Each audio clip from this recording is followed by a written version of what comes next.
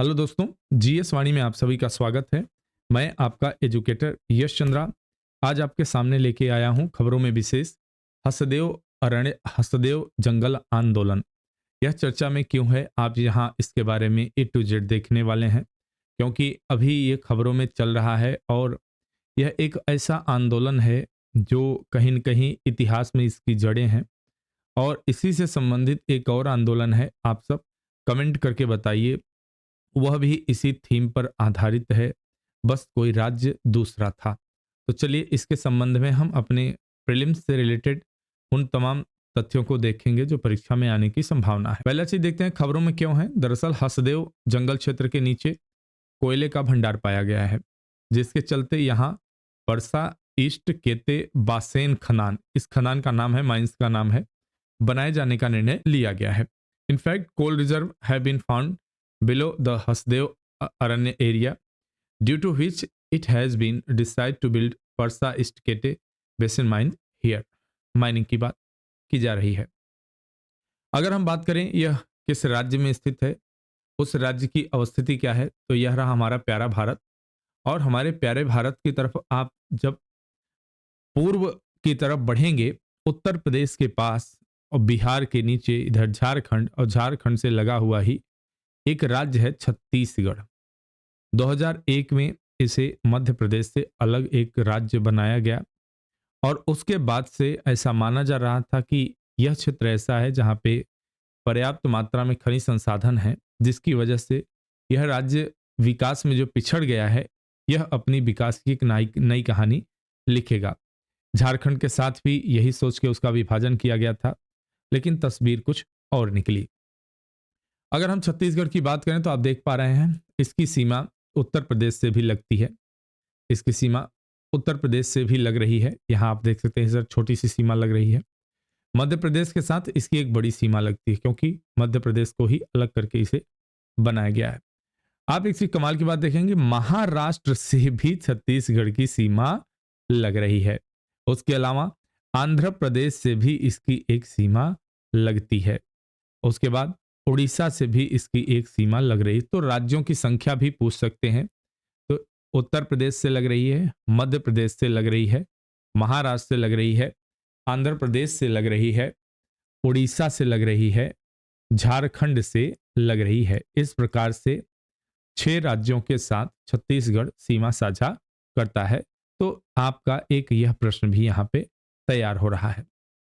तथ्यों की बात कर लें और हसदेव इसका विरोध क्यों किया जा रहा है, इस माइंस का ये आंदोलन क्यों चलाया गया है। क्रिटिकल डिपार्टमेंट ने centre for stability research CPR को एक कारण नोटिस जारी किया, कारण बताओ नोटिस, जो एक थिंक टैंक है, जो हाल ही में अपने विदेशी योगदान विनियमन एक्ट रजिस्ट्रेशन के लिए स्टाम्प में रजिस्ट्रेशन के लिए आया है। नोटिस में पूछा गया है कि उन्हें टैक्स छूट क्यों नहीं दी गई, नामांकन रद्द कर दिया जाए। कहा जाता है कि हसदेव आंदोलन को सीपीआर द्वारा वित्त पोषित किया गया था।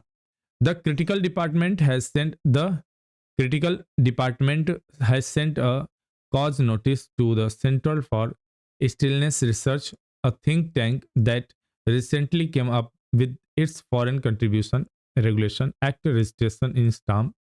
The notice asked why he has not given tax exemption. The nomination should be cancelled.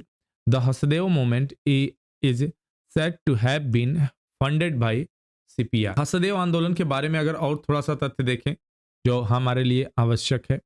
Hasdeo आंदोलन छत्तीसगढ़ के हसदेव जंगल में कोयला उत्खनन के खिलाफ एक आंदोलन है। हसदेव नदी के क्षेत्र में सीलन, औद्योगिक उपयोग और घरेलू संसाधनों के लिए पानी एक महत्वपूर्ण स्रोत है। यह मछलियों, अन्य जलीय जीवन, विभिन्न प्रणालियों के लिए भी एक महत्वपूर्ण निवास स्थान है। हसदेव नदी के आसपास के क्षेत्र में, यहाँ पर जो हसदेव इस नदी का नाम है और इस नदी के कारण इस क्षेत्र को हसदेव बोला गया।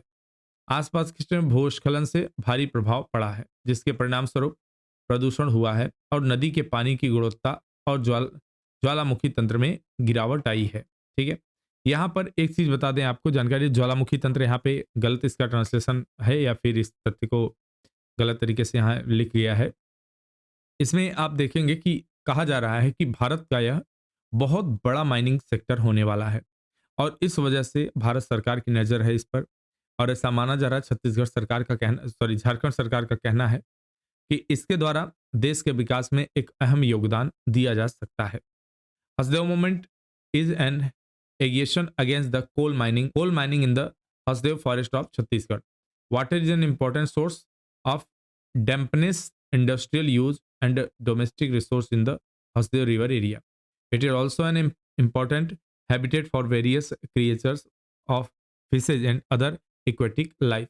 यहाँ पर बता दूं दोस्तों, जहां भी माइनिंग की जाती है, जैसे ये कोई नया विरोध नहीं है, पहली बार नहीं है, खासकर छत्तीसगढ़, झारखंड, इन क्षेत्रों में माइनिंग बड़े स्तर पे की जाती है प्राइवेट कंपनियों को द्वारा, लेकिन वहां पर जो पर्यावरण मानकों का पालन करना चाहिए ये कंपनियां नहीं करती। इसके अलावा वहां पर जो भूमिगत जल स्तर है वह भी प्रदूषित हो जाता है इसकी वजह से, और वाटर कंटेमिनेशन की वजह से तमाम प्रकार की बीमारियां होती हैं, और कभी कभी धसाव की वजह से कई बार ऐसा भी हुआ है, बस्ती धस जाती है, लोगों की जान चली जाती है। इसके अलावा वहां पर कभी कभार आग लग जाने की वजह से, दुर्घटना होने की वजह से वह आग लंबे लंबे समय तक जलती रहती है, जिस पर इन कंपनियों का कोई ध्यान नहीं जाता। सरकार की भी उदासीनता काफी समय तक देखी गई है, लेकिन इस बात को हम केवल इस नजरिए से खारिज नहीं कर सकते हैं कि भारत सरकार द्वारा इस प्रकार के संसाधनों का उपयोग न किया जाए। हाँ, कहा जा सकता है सस्टेनेबल डेवलपमेंट की हम बात करते हैं, ग्रीन एनर्जी की बात करते हैं, तो कहीं न कहीं क्लीन माइनिंग, ग्रीन माइनिंग की भी हमें बात करनी चाहिए। हसदेव अरण्य जंगल के बारे में अगर बात करें तो wild life institute of India द्वारा साल 2021 में पेश की गई रिपोर्ट के अनुसार हसदेव अरण्य में गोंड, लोहार, ओरांव जैसी आदिवासी जातियों के 10,000 लोग निवास करते हैं। इसके अलावा यहाँ 82 तरह के पक्षी, दुर्लभ प्रजाति की तितलियां, 167 प्रकार की वनस्पतियां, जिनमें से 18 वनस्पतियां ऐसी हैं जो लुप्त होने की कगार पर हैं। According to report submitted by the Wild Institute of India in 2021, 10,000 people belonging to tribal caste like Gond, Lohar, Oraon residents in the Hasdeo Aranya, मतलब जंगल. Apart from this, there are 82 type of birds, rare species of butterflies, and 167 type of flora, out of which 18 plants are such that they are on the verge of extinction. ठीक है, यहाँ जो चीजें आप देख रहे हैं दोस्तों, हसदेव जंगल के बारे में आपको थोड़ी बहुत जानकारी ऐसी होनी चाहिए। इसको आप एज अ केस स्टडी या फिर कहा जाए तो आप ऐसे राइटिंग अगर कहीं कर रहे हैं तो इन बिंदुओं का वहां पे मेंशन कर सकते हैं। यह तात्कालिक है, समसामयिक है, रेलेवेंट है। तो आप अगर पर्यावरण पे कोई निबंध लिख रहे हैं या फिर विकास से संबंधित किसी मुद्दे पे निबंध लिख रहे हैं तो इस प्रकार के बिंदु महत्वपूर्ण हो जाते हैं। इसके अलावा प्रीलिम्स एग्जामिनेशन में भी आपके हसदेव जंगल कहाँ पे पड़ेगा, क्यों चर्चा में रहा है, इससे संबंधित कुछ तथ्यों को पूछा जा सकता है। साथ ही क्षेत्र में हसदेव नदी भी बहती है। हसदेव जंगल इसी नदी के कैचमेंट एरिया में स्थित है।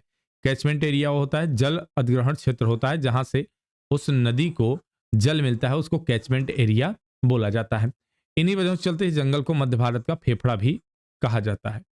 ऐसे में यदि पूरे जंगल को काट दिया जाता है तो आने वाले समय में लोगों को भारी नुकसान उठाना पड़ सकता है। ऐसा अनुमान के मुताबिक 2 लाख पेड़ काटने जाने का यहाँ पे अनुमान लगाया जा रहा है। Also the Hasdeo river also flow this area. The Hasdeo forest is located in the catchment of area of this river. Due to this reason, this forest is also called the lungs of central India. मेरी जीभ cut चुकी है दोस्तों थोड़ी सी, तो इस वजह से मुझे प्रोनाउंसिएशन में दिक्कत हो रही है, हिंदी इंग्लिश दोनों पढ़ने में थोड़ी सी प्रॉब्लम हो रही है।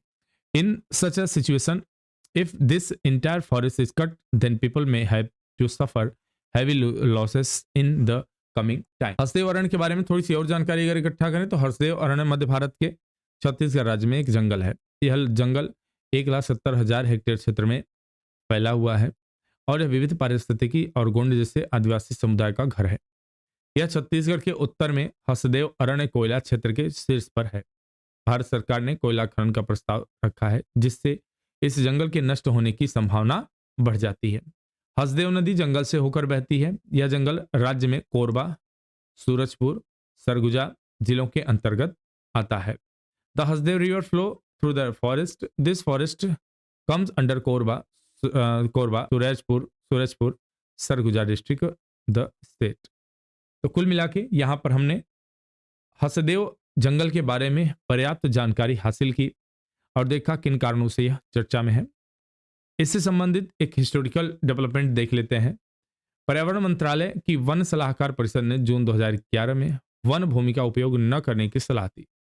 अस्वीकृत कांग्रेस पार्टी के पर्यावरण मंत्री इसकीरे राकेश ने इस विकल्प को पलट दिया। कोयला घने जंगलों से दूर कहीं और जाएगा। मिनिस्ट्री ऑफ एक्सटर्नल अफेयर ने 2012 में पीईकेबी कोयला खदानों के चरण में खनन के लिए वन मंजूरी दे दी, जिससे 137 मिलियन टन का भंडार है और 762 खदानों की खनन की सीमा थी। तो यहां पर आप देख सकते हैं कि यह बड़े स्तर पे कार्य की संभावना को दर्शा रहा है। छत्तीसगढ़ सरकार ने मार्च 2022 में घोषणा की थी कि वह कोयला ब्लॉक के दूसरे चरण के रूप में 1136 हेक्टेयर क्षेत्र में कोयला खनन के लिए राजस्थान राज्य विद्युत उत्पादन निगम को अनुमति देगी। The Chhattisgarh government had announced in March 2022 that it would be allow the Rajasthan Rajya Vidyut Utpadan Nigam to mine coal in an area of 1136 hectare as the second phase of the coal blocks। तो यहाँ पर जो mining की जाएगी उससे जो कोयला निकलेगा राजस्थान राज्य विद्युत उत्पादन निगम को दिया जाएगा। और कमाल की बात है कि यह राज्य कांग्रेस सरकार शासित हुआ करता था और अडानी की ही कंपनी इसकी माइनिंग करने वाली है। तो चलिए, आशा करता हूं आप सबको ये पसंद आया होगा और आप सबके परीक्षा के लिए महत्वपूर्ण होगा। तो मिलते हैं अगली वीडियो में, तब तक के लिए धन्यवाद, शुभकामनाएं।